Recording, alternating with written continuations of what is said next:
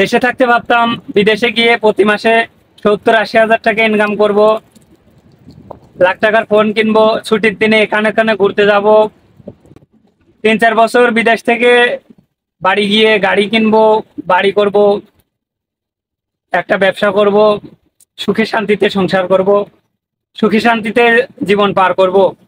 যখন বিদেশে আসলাম, একটা বছর শেষ হয়ে গেল, যে টাকা খরচ করে বিদেশে আসছি সেই টাকা দিতেই।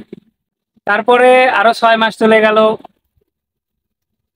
এই 6 মাস যে ইনকাম করলাম, এই টাকা কোথায় খরচ করলাম, কি করলাম, কিছুই বুঝে উঠতে পারলাম না। বেতন তো মোটামুটি ভালোই পাই, তারপরেও একটা টাকাও জমাতে পারলাম না আজ পর্যন্ত। মনে হয় আরো 20 বছর থাকলেও আমার আশাগুলো পূর্ণ হবে না। আসলে বিদেশটা এরকমই, দেশে থাকতে অনেক কিছুই ভাবা যায়, বিদেশ আসার পর সবকিছু এলোমেলো হয়ে যায়।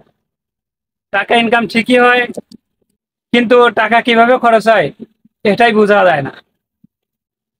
আমার মনে হয় আরো 20 বছর লাগবে আমার এই আশাগুলো পূর্ণ হতে।